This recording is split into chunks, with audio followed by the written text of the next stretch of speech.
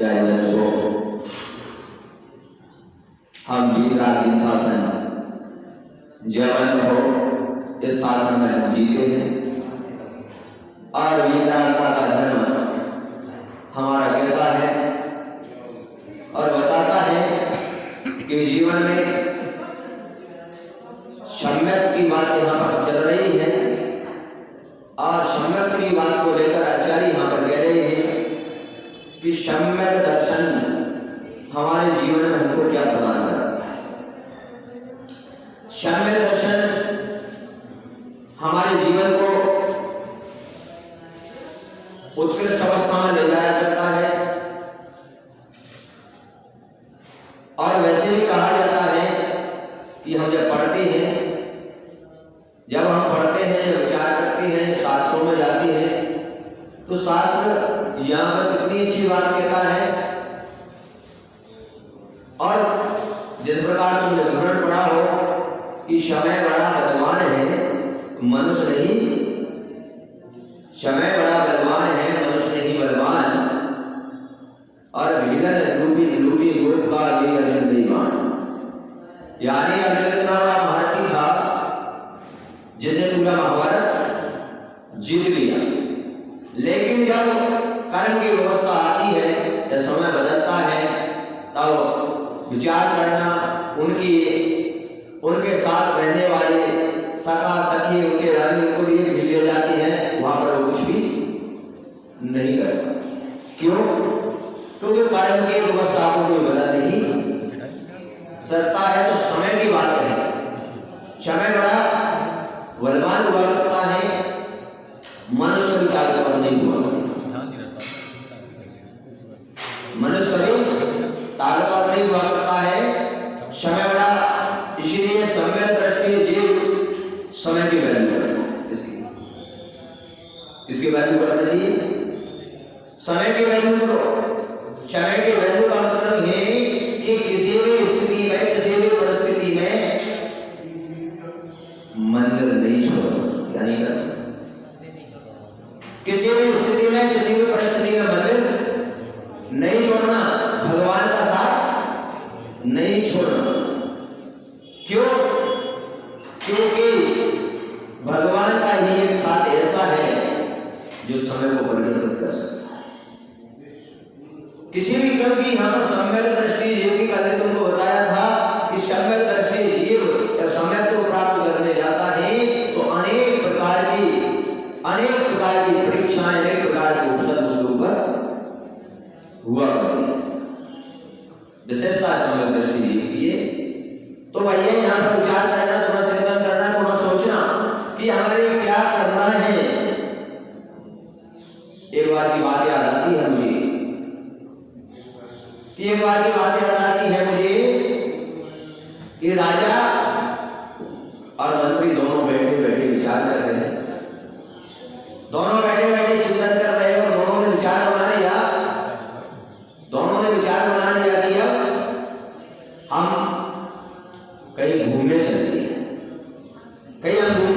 और राजा मंत्री दोनों विचार करके दोनों ही बिगड़ किसी को बताए और घूमने की ओर चले।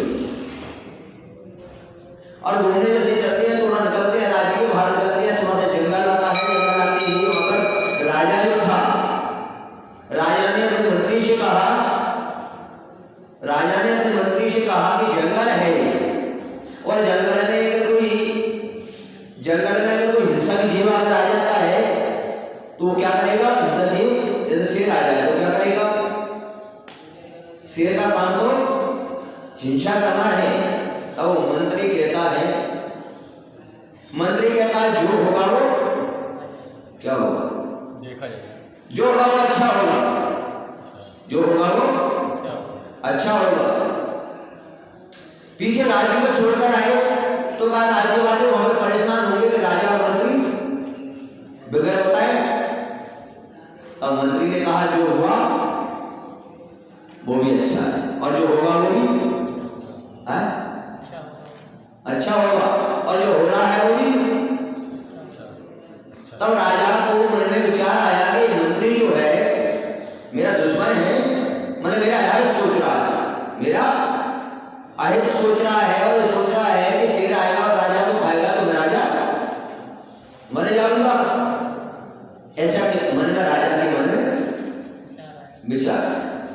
लेकिन यहाँ पर विचार करे, मंत्री से कहा राजा ने कि तू इस प्रकार की बात करता है, तू मेरा अच्छा नहीं सोचता है, तू मेरा अच्छा नहीं सोचता है, और तो जंगल में यहाँ पर किसी प्रकार को शेर आ जाए, डाकू आ जाए तो हमारा ये हो जाए, तो तेरा मन में मेरा हित नहीं सोचता, तूने ऐसा नहीं कहा कि ये गलत होगा, जो होगा वो अच्छा होगा।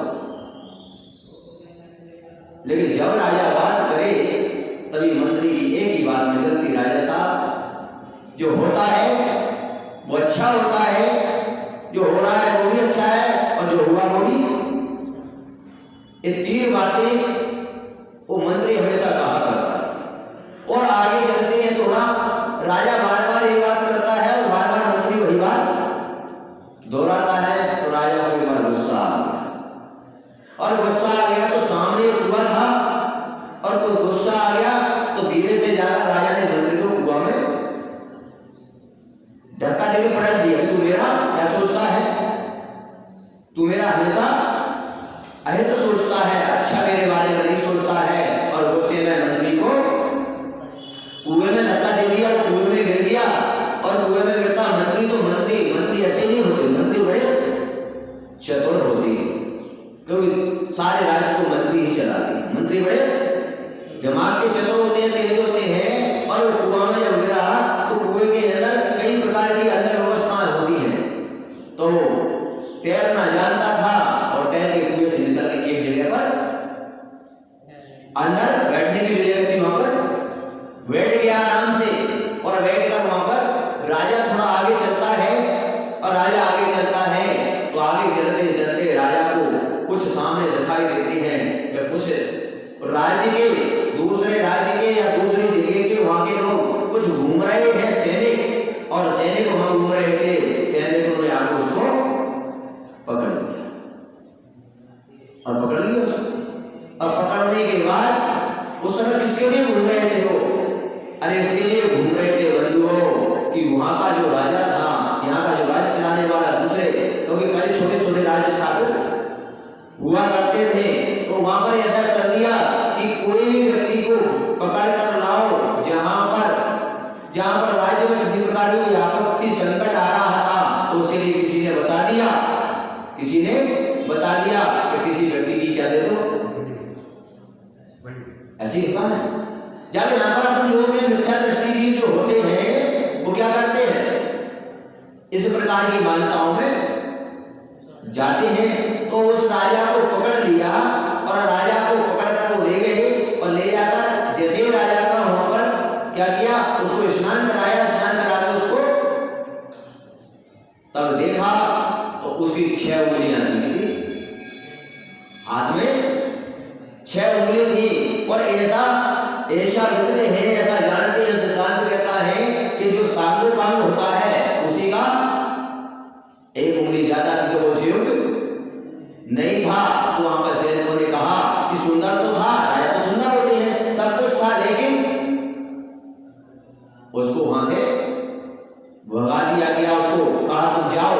और जाने के बाद वो जैसे लौट कर आता है, और लौट कर जब घर की तरफ चलता है, तब उसको ध्यान आता है कि मैंने रास्ते में मंत्री को कुएं में धक्का मार दिया था, देख पाऊं कि अभी वो है कि नहीं है, क्या हुआ उसका। और जब देखता है तो मंत्री वहां आराम से बैठा, भगवान का क्या कर रहा था, वहां पर भगवान का स्मरण कर रहा था, अपनी आत्मा का ध्यान करने बैठ गया, वहां अनुवाद मंत्री जाप करने बैठ गया, और वो आराम से वो बैठा हुआ था। राजा ने देखा, तो राजा ने जैसे देखा तो मंत्री वहां पर बोला ठीक है, और मंत्री बाहर निकाला, और बाहर निकल के जब आया तो राजा ने कहा उससे कि मैंने तुझे कुएं में पटक दिया, यहाँ पर तेरे लिए उतर। तो उसने एक ही बात कही, जो हुआ वो जो हुआ वो अच्छा हुआ। सम्यक दृष्टि की पहचान है, किसकी? सम्यक दृष्टि की पहचान है। जो हुआ, राजा ने मन में विचार किया, चिंतन किया, मैंने इसको कुआं में पटक दिया, मैंने इसके साथ आयत किया, इसके साथ फिर भी ये बोल रहा है हुआ वो ने मुझे दोष नहीं दिया, राजा को दोष नहीं दिया, तुमने मेरे साथ गलत किया। उसने कहा जो हुआ वो अच्छा। तब राजा ने कहा भैया तू एक बात बता, मेरी बात समझ नहीं आता, जो सोचता तभी मैं तुझसे कोई बात पूछता हूँ तो कहता है जो हुआ वो अच्छा और होगा वो भी अच्छा। तेरे को मैंने इतना दिया, इसके बाद भी तू बोल रहा है ऐसा। तब उस समय राजा ने जब अपनी घटना सुनाई उसको, इस प्रकार से मैं गया तो मेरे को भी वहां पर पकड़ के ले गए, वहां बलि जमाने वाले थे क्या, और मेरे हाथ में था इसलिए मुझे छोड़ दिया गया। अब मंत्री ने कहा हुआ जो अच्छा। विचार करना, अगर तुम मुझे कुएं में नहीं पटकते, यहाँ पर नहीं आते तो मेरी बलि लग जाती वहां पर, तो तुम भी बच गए और हम भी बच गए। जो हुआ वो अच्छा हुआ कि नहीं हुआ बताओ? जो हुआ वो अच्छा हुआ। और उसमें जो राज्य था, जो राज्य के अंदर दोनों बिगड़ बताए वहां से आ गए, तो उनको चिंता तो हो रही थी कि हमारे राज्य का क्या होगा सारी, लेकिन राजा और मंत्री जैसे राज्य छोड़कर आए, उसी समय कोई दूसरे राजा ने वहां तो राजा नहीं मिला, और राजा नहीं मिला तो राजा भी नहीं हुआ। क्योंकि राजा को जब बंदी बनाते हैं जब राजा, तो राज्य उनका बच गया। और जब नगर में प्रवेश किया वहां पर, तब देखा, तब राजा ने कहा, विचार किया, वो मंत्री सम्यक दृष्टि था, सम्यक दृष्टि था। तब राजा ने कहा कि तूने मुझे भी बचा लिया, खुद भी बच गया और राज्य को भी बचा लिया। क्या? इसलिए जो होता है तो सम्यक दृष्टि ऐसा विचार करता है। क्यों बंधुओं? इसलिए विचार करता है कि हमारा सिद्धांत कहता है कि संसार में जो अपना नहीं है वो हमें मिल नहीं सकता, और जो अपना है वो हमसे कोई छीन नहीं सकता। इसलिए सम्यक दृष्टि संभाव रखता है। क्या रखता है? और हर समय हर स्थिति परिस्थिति में कभी देव शास्त्र गुरु की शरण को छोड़ता नहीं है। वो हमेशा देव शास्त्र गुरु की शरण में रहता है, और शरण में रहकर जीवन की उस स्थिति में पहुंच जाता है। इस प्रकार हमारे सिद्धांत ये कह रहा है, हमारा आदर ये कह रहा है, हमारी जिनवाणी ये कह रही है, और ये जिनवाणी के चलते हुए हम सम्यक की उस नजर में जा रहे हैं।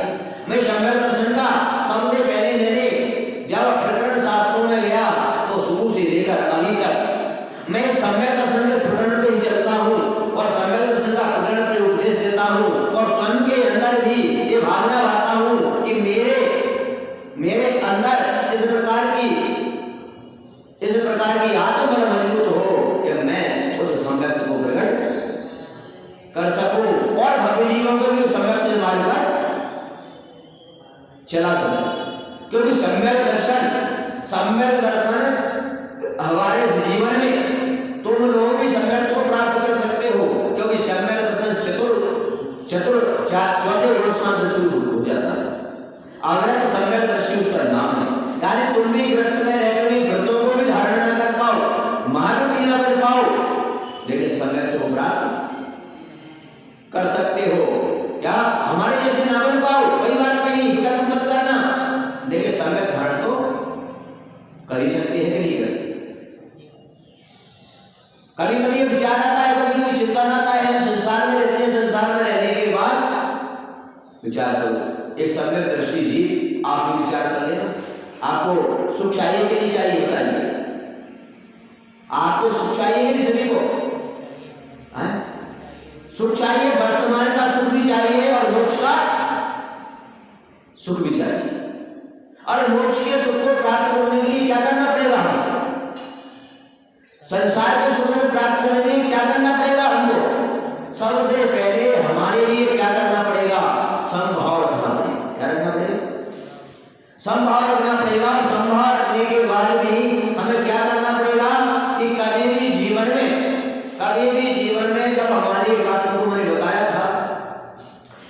बताया था कि कल परसों ही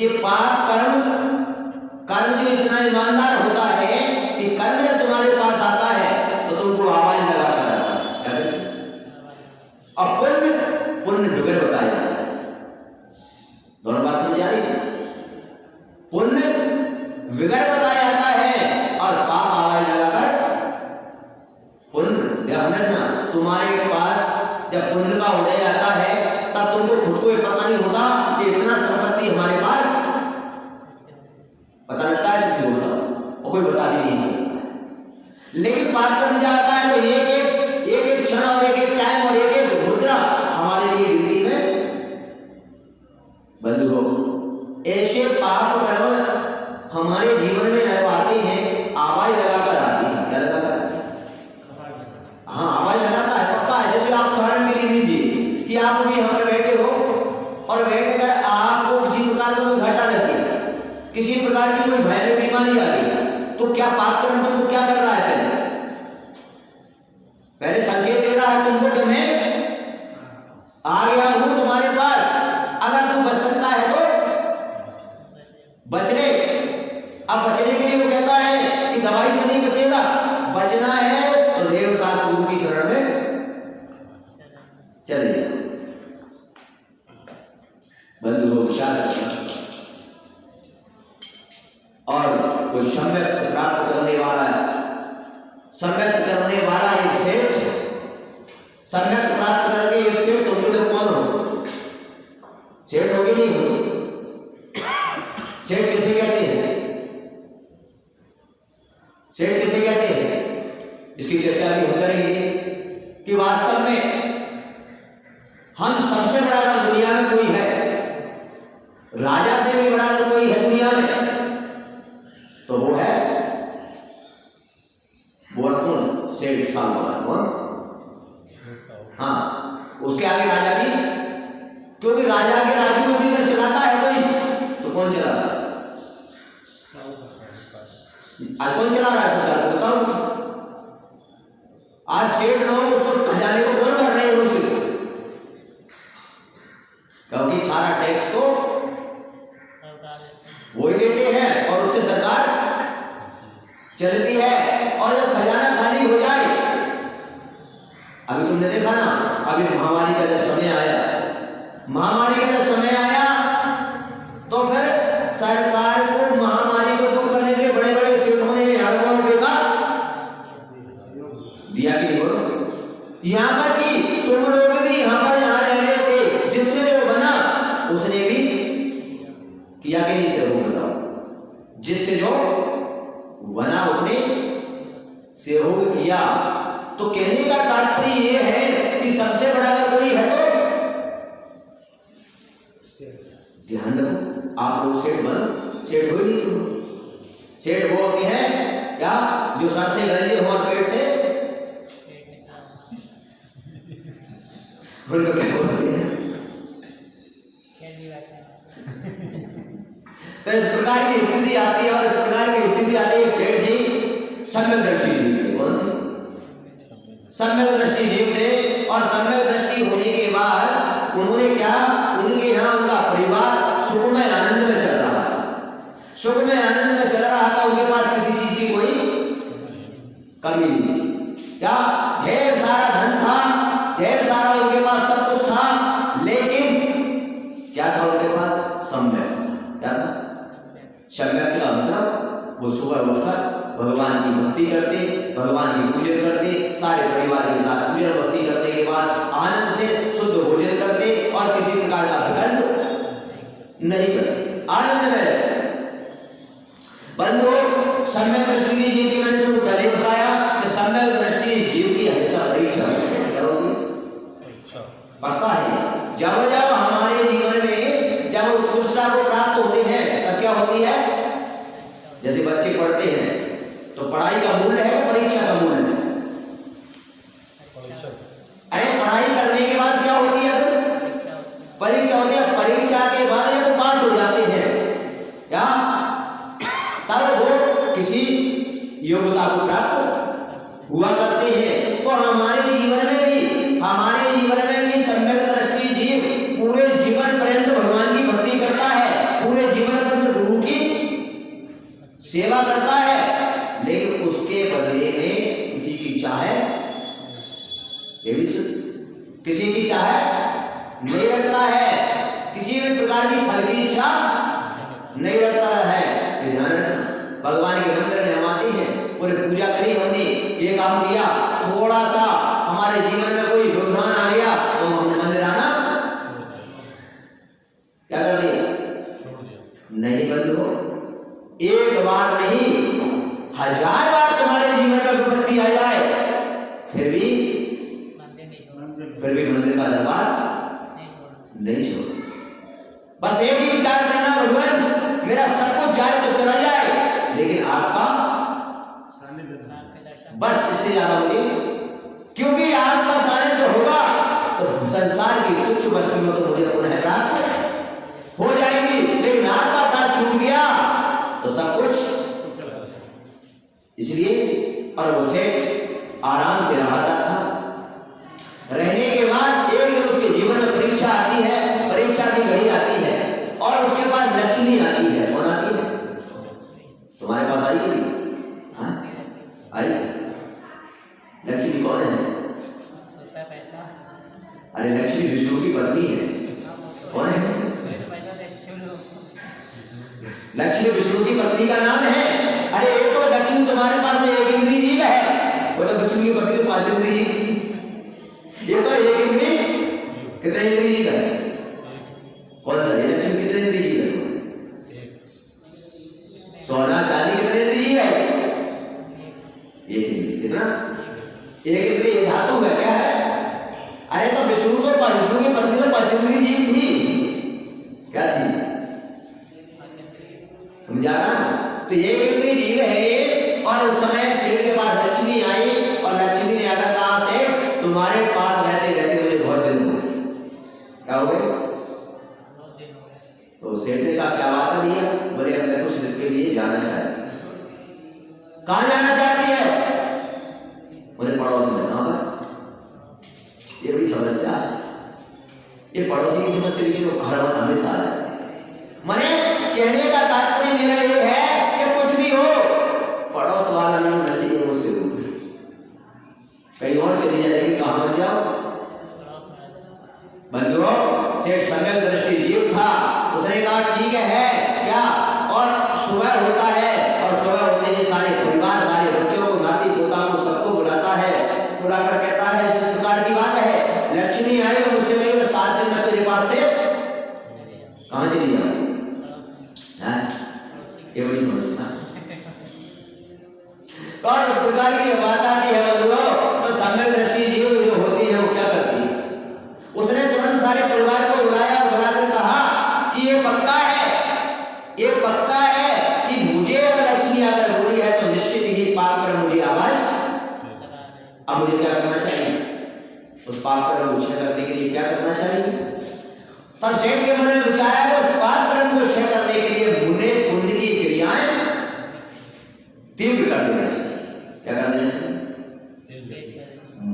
मतलब मुझे धर्म और तीव्र कर देना चाहिए, पुण्य की क्रियाएं मुझे तीव्र कर देना चाहिए, अधिक मात्रा में करना चाहिए। क्यों?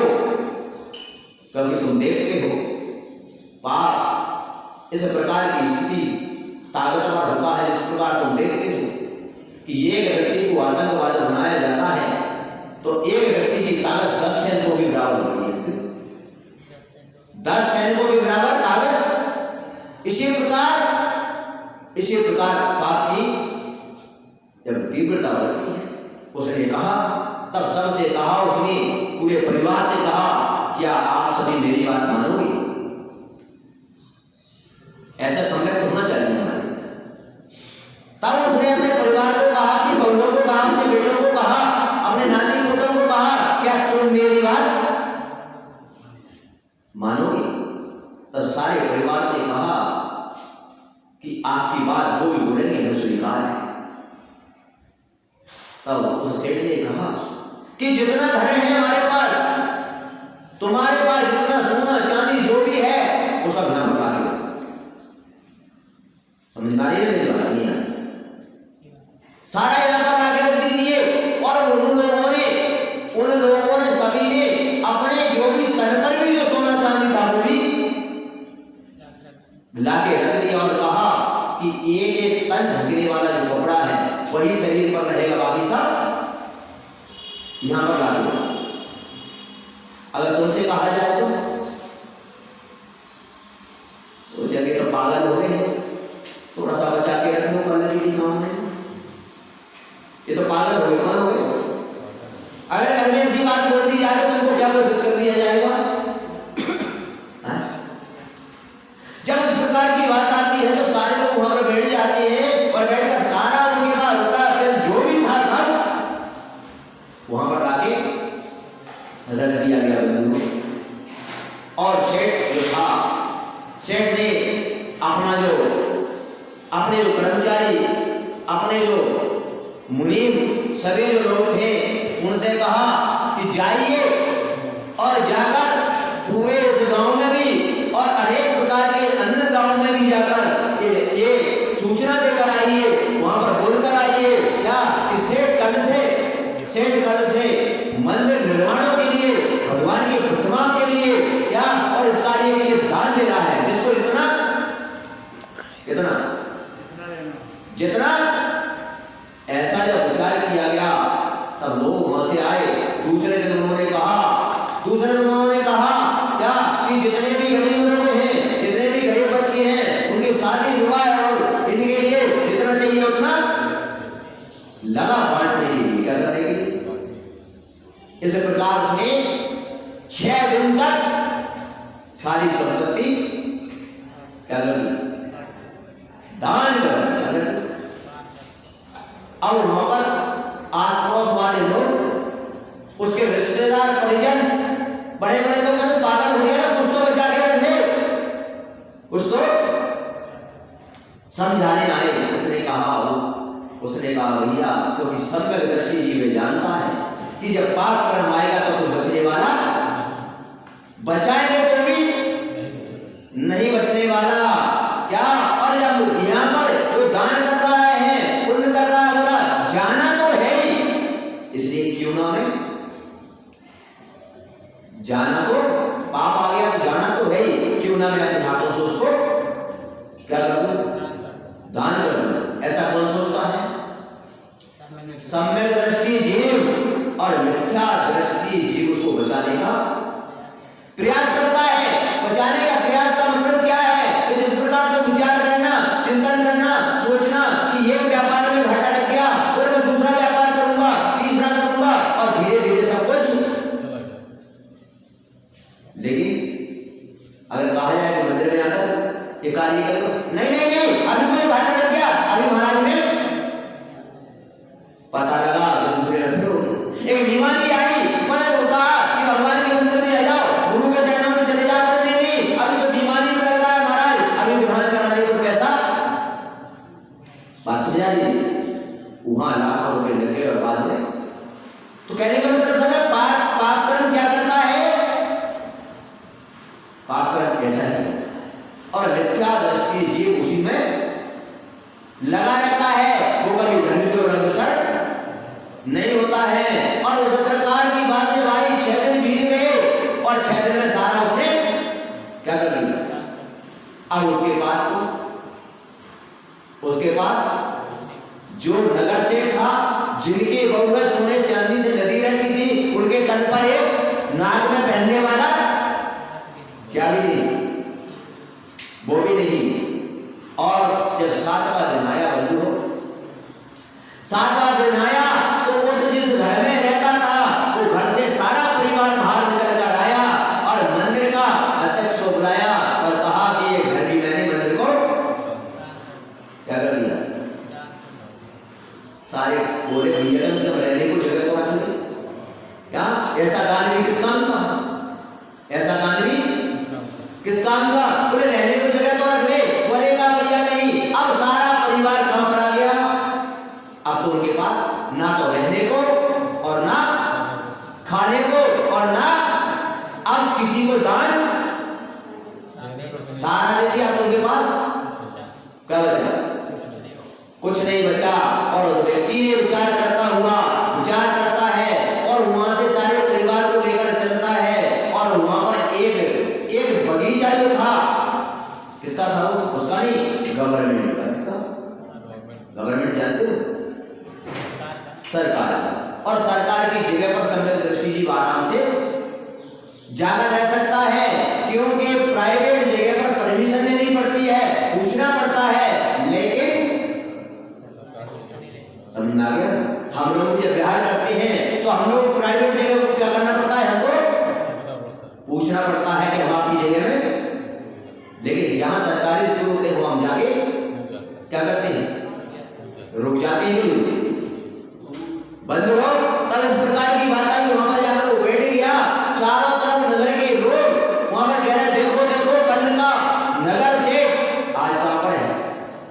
और वो आराम से वहां पर बैठ के अपने नवोबार मंत्र की जाप कर रहे थे, और जाप करते करते वहां पर आराम से बैठे प्रसन्न बन गए, किसी प्रकार का कोई विकल्प नहीं, बड़े आनंद से बैठे हुए। और वहां पर ध्यान रखिएगा, सम्यक दृष्टि जीव क्या करता है? सम्यक दृष्टि जीव किसी भी चीज को न्याय और नीति की आचरण करता है। वहां बगीचा में वृक्ष थे, क्या थे? और वृक्षों से जो फल नीचे, वृक्ष से फल जो नीचे गिरे हुए थे, उन फलों का उन्होंने सेवन किया। इसका कौन से फलों का? वृक्ष से जो, क्योंकि वहां पर सरकारी में किसी प्राइवेट में नहीं थी, वहां पर उन फलों का सेवन करते हुए उन्होंने अपना, और उसी समय जब 7 दिन पूरे हुए तब वो लक्ष्मी वापस आई। कहां है? लक्ष्मी वापस आई है रूप बनाकर, और उसने कहा सभी लोगों के बीच में घुसी, उसने कहा सेठ बड़ा दानी है, ऐसा सेठ दानी मैंने आज तक तुमने देखा है? ऐसा दानी सेठ ने देखा। क्या करने जा रही है? अरे तू कहां जा रही है? उसके पास कुछ रहने को? बोले नहीं, वो दानी सेठ है, मुझे भी कुछ ना कुछ देंगे, जरूर देंगे। अब इस प्रकार की जब बंधुओं बात आती है, तब वो प्रवेश करती उस सेठ के पास पूछती है कि दानवीर सेठ, मुझे भी। अब उसके पास दान देने को क्या चीज बची बताओ? अरे बंधुओं, सारा कुछ चला गया, लेकिन उसके बाद भी उसने कहा मेरे पास देने को कुछ नहीं, लेकिन वो हाथ है मेरे पास जिनसे मैं किसी को भी आशीर्वाद, समझ में आ रही ना? कितनी आ रही? अभी भी मेरे पास है कि नहीं? और उसने कहा क्या मेरे पास अब कुछ नहीं है, लेकिन अभी भी मेरे पास ये है कि मैं किसी के लिए भी है। और उसने उसको जैसे ही वैसे ही उसके पाप कर्म क्षय हो गए। क्या हो गए? और पाप कर्म क्षय होते ही वहां पर वही लक्ष्मी उसके चरणों में पकड़ जाती है और कहती है कि ऐसे सम्यक दृष्टि जीव को छोड़कर मैं कहां जाऊं? ऐसे सम्यक दृष्टि को छोड़कर मैं कहां जाऊंगी? जो मुझे श्रेष्ठता पर ले जा रहा है, जो मुझे ऊंचाइयों पर ले जा रहा है, जो धर्म कार्यों में लगाया जा रहा है, ऐसे सम्यक दृष्टि के चरण छोड़कर मैं कहीं पर भी नहीं जाऊंगी। बंधुओं, और पुनः वो लक्ष्मी उसके पास आ जाती है, और सेठ कहता है मुझे तेरी जरूरत, फिर भी कहती है मैं तुझे छोड़कर नहीं जाऊंगी। और पुनः उसके पास अनेक प्रकार की लक्ष्मी, अनेक प्रकार की सुविधा व्यवस्थाएं पुनः उसको प्राप्त हो जाया करती है। बंधुओं, विचार करो, ऐसा सम्यक दृष्टि जीव जो होता है, उसे दुनिया के अंदर अगर पाप कर्म आता है तो पाप कर्म उसके लिए कुछ नहीं बिगाड़ सकता है। और वो इस प्रकार की जब भगवान की भक्ति में संलग्न हो जाता है, जब भगवान पर ऐसा श्रद्धान कर लेता है, तो बंधुओं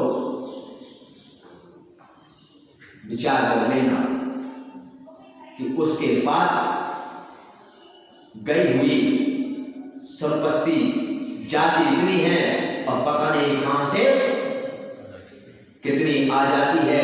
इसलिए ऐसा सम्यक हमारे अंदर भी होना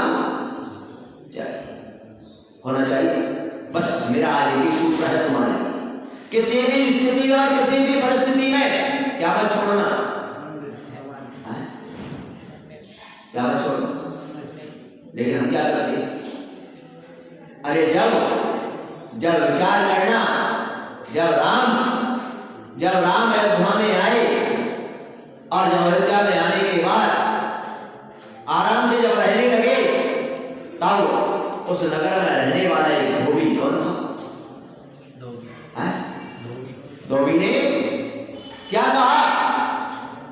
कि मैं वो राम नहीं जिसने 6 महीने सीता लंका में रही और राम ने उसको उसकी पत्नी को बोल दिया उसको। और वो बात जब राम तक पहुंची तो राम ने कहा कि यह बात है क्या है, सीता निर्दोष है, लेकिन फिर भी मुझे इस अपवाद से छुटकारा पाने के लिए क्या करना पड़ेगा, सीता को किसके लिए, राजा है, विचार करना, चिंतन करना, ये सब क्यों हुआ।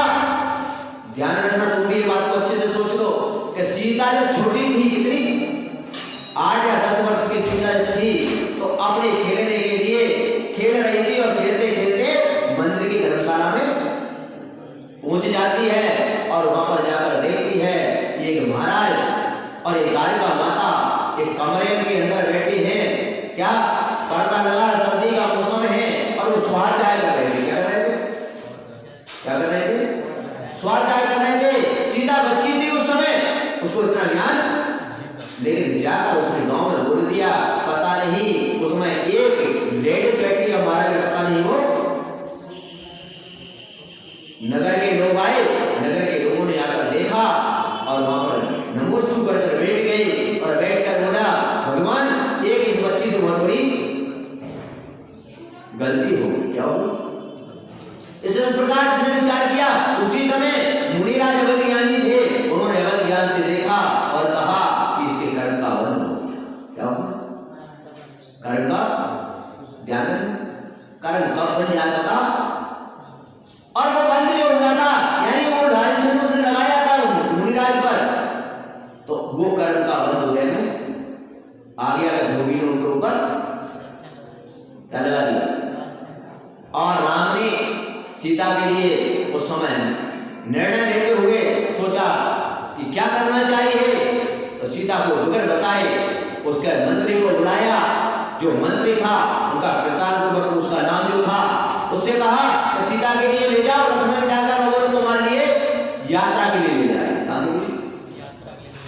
और सीता को लेकर वो चले दिया वन की ओर और वन में पहुंचा। और वन में पहुंचने के बाद वहां पर सीता को एक स्थान पर नीचे रथ से उतारा और कहा कि मुझे यही आज्ञा है राम की, और मैं आंखों में आंसू छोड़ के आ रहा।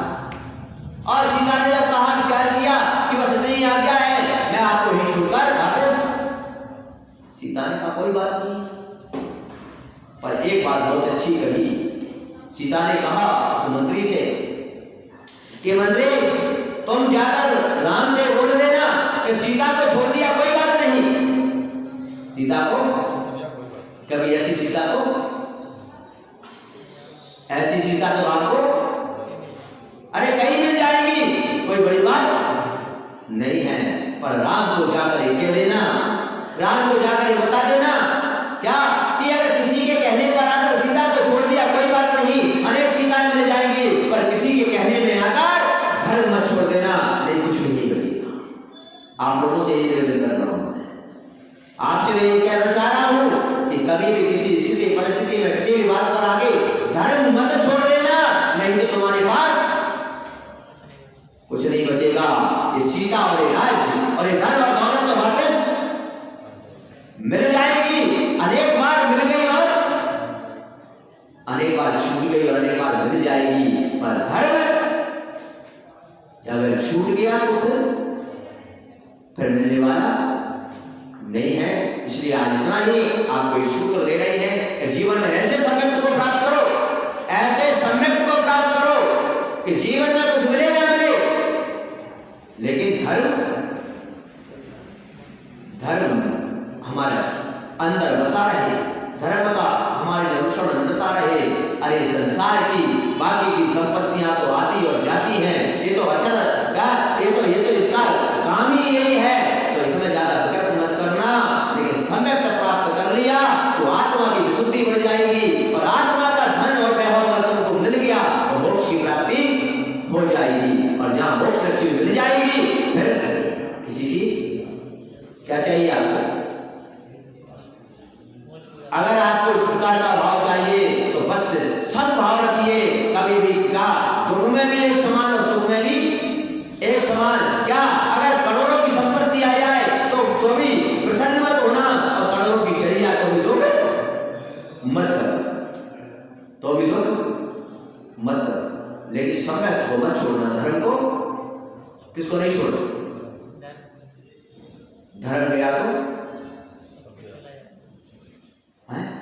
धर्म गया तो सब कुछ गया। लेकिन आज का व्यक्ति कहता है महाराज, आज का व्यक्ति कहता है महाराज तन चला जाए कोई बात नहीं, तन चला जाए कोई बात नहीं, चार चला जाए कोई बात नहीं, पर क्या नहीं जाना चाहिए? धन। आज का व्यक्ति कहता है धन। अरे भैया आज धन व्यक्ति का 11 का प्राण बन गया। क्या बन गया? प्राण 10 होते हैं, कितने प्राण कितने हैं? 10। तो धन कौन सा प्राण बन गया है? 11वां प्राण बन गया। 10 प्राण होते हैं, कितने? 5 इंद्रिय, कितने? 5 इंद्रिय और 3 बल, मन वचन और काय, और एक सांस उच्छ्वास और आयु। ये कितने हुए? ये 10 प्राण है, ये 10 प्राण है। लेकिन आज 11वां प्राण धन बन गया, उसके बगैर व्यक्ति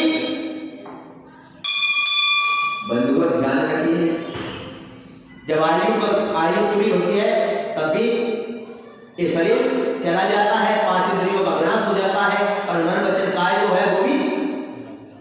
तो इसीलिए व्यक्ति का जब मरण होता है तो बोलते हैं ना कि प्राण निकल गए। क्या निकल गए?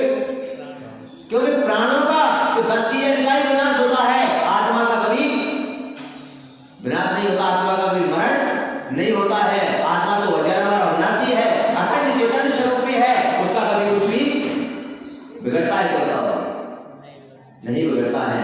तो यहाँ पर आचार्य यही कह रहे हैं, ये बता रहे हैं हमारे लिए कि भैया धर्म आत्मा का स्वभाव है उसका, इसलिए वो कभी अलग होता ही नहीं है। इसलिए आज एक ही सूत्र दे रहे हैं आपको कि कुछ भी हो जाए जीवन में, लेकिन धर्म क्या मत छोड़ना, धर्म नहीं छोड़ना।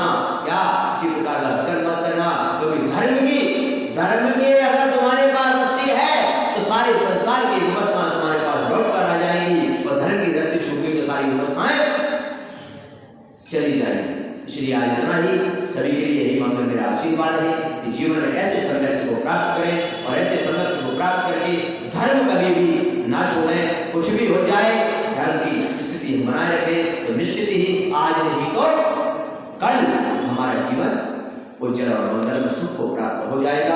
और आज अगर हमने धर्म छोड़ दिया तो पता नहीं कितने सागर पर्यंत तक हमें सुख नहीं मिलेगा। इसी के साथ भगवान को विराम देते हैं और 1000